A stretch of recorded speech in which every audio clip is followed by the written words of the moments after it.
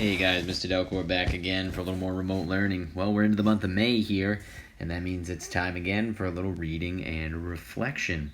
We're going to read one of my favorite passages from a different book today, and we'll get right to that in a second. Just a reminder, you may hear some chirping in the background. That's just the little chicks and the brooder here in my room I use to film these lessons, so no worries if you hear some chirping. That's the chicks.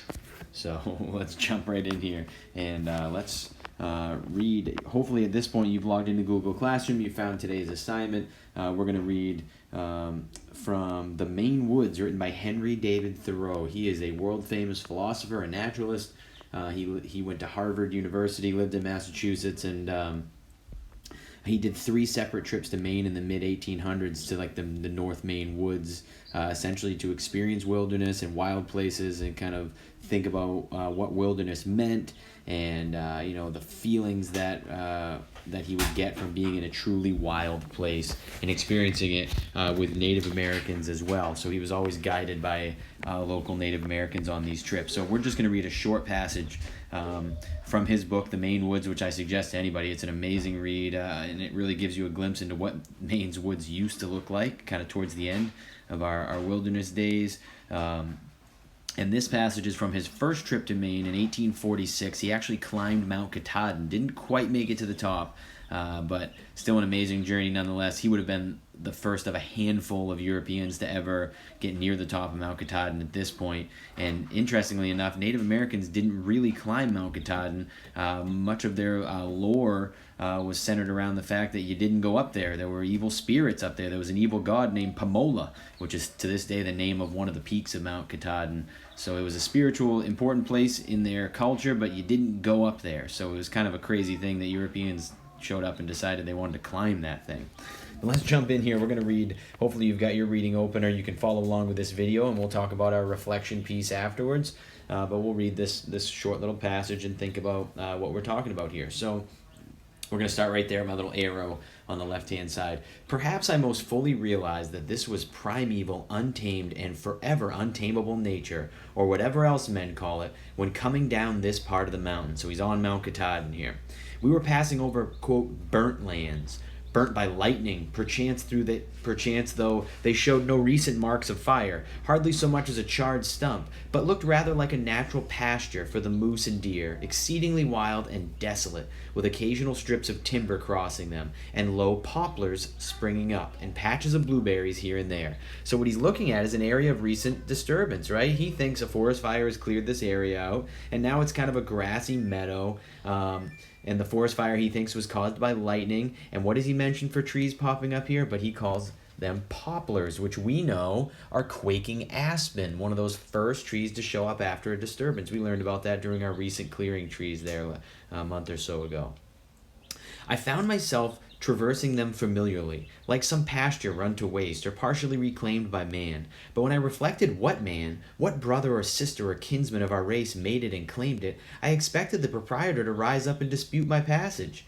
It is difficult to conceive of a region uninhabited by man.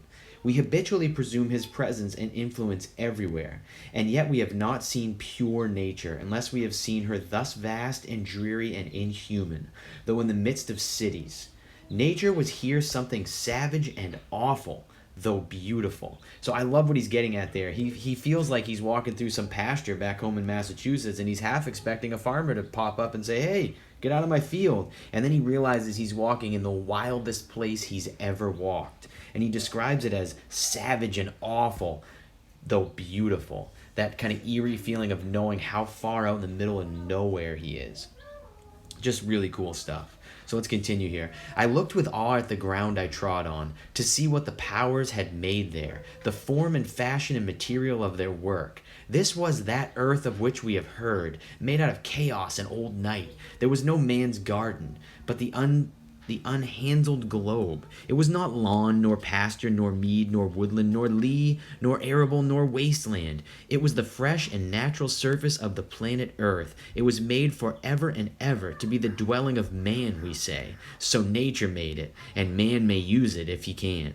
he's kind of getting back to that natural kind of utilitarian view people back then really had of nature, that all this was made for us. But he's really realizing that the ground he's walking on is completely untouched by human beings. We know after our lesson on succession that much of the land we look at around us in southern Maine, much of the woods may seem wild. We know a lot of that ground was once plowed or cleared for pasture. And while it feels like woods that have always been woods, we know that very rarely is that the case. There's areas on the sides of Mount Katahdin and in other wilderness places in northern Maine that truly are wild and look the way that they would have looked prior to man. And that's just kind of cool to think about. Man was not to be associated with it. It was matter, vast, terrific, not his Mother Earth that we have heard of, nor of him to tread on or be buried in. No, it were being too familiar even to let his bones lie there. The home, this, of necessity and fate. There was there felt the presence of a force not bound to be kind to man. It was a place of heathenism and superstitious rites, to be inhabited by men nearer of kin to the rocks and to the wild animals than we. He's getting at Native Americans there, nearer of kin to the rocks and wild animals. We walked over it, and with a certain awe, stopping from time to time to pick the blueberries which grew there, and had a smart and spicy taste. So they're eating blueberries as they walk along. Pretty cool. Perchance, where our wild pines stand and leaves lie on the forest floor, in Concord, that's Massachusetts, there were once reapers and husbandmen planted grain. But here not even the surface had been scarred by man, but it was a specimen of what God saw fit to make this world. What is it to be admitted to a museum, to see a myriad of particular things, compared with being shown some star's surface, some hard matter in its home? I stand in awe of my body. This matter to which I am bound has become so strange to me. So he's really kind of having this crazy spiritual moment where he's realizing just how wild the place he's standing is, and this is what the surface of the earth should look like. He recognizes that the area he lives in Concord, it might look wild, but he knows that there used to be a farmer that had that ground all plowed up and the trees have grown back, but it's not really the way it's supposed to look.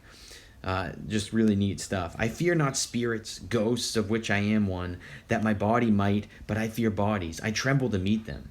What is this Titan that has possession of me? Talk of mysteries. Think of our life in nature, daily to be shown matter, to come in contact with it, rocks, trees, wind, on our cheeks, the solid earth, the actual world, the common sense, contact. Who are we? Where are we?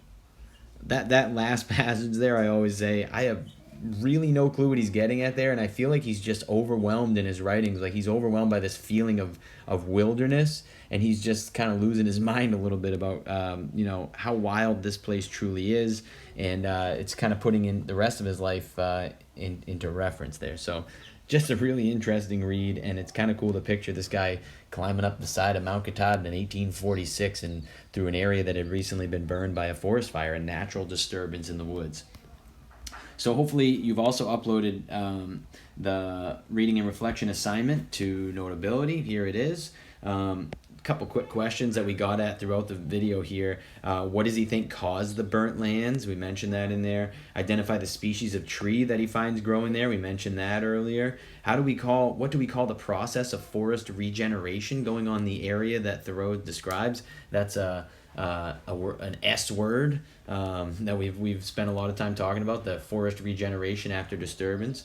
And what does Thoreau snack on as he walks through this area? We stopped and kind of mentioned that as well. Now, I'm really anxious to read your reflection on this. Remember, Collins Type 3, I want complete sentences that address these three things. I want you to describe to me the wildest place you have walked. Think about your life. Where is the wildest place you've ever been? It doesn't have to be that wild. I want to know, because it might just be the woods behind your house. It might be some crazy wild place you've been. But tell me about it. Where have you been? What's the wildest place you've ever walked? And identify the difference in feeling in this area compared to areas inhabited by people. How'd you know you were somewhere wild? How's it feel when you're out there? And then the third thing, just use complete sentences to do it. So 2 things to tell me. Where's the wildest place you've ever been? Describe it to me, and then identify the difference in feeling when you're there compared to kind of areas inhabited by people. So I really appreciate you guys' hard work and effort throughout this time of remote learning. As always, I'm here to answer questions.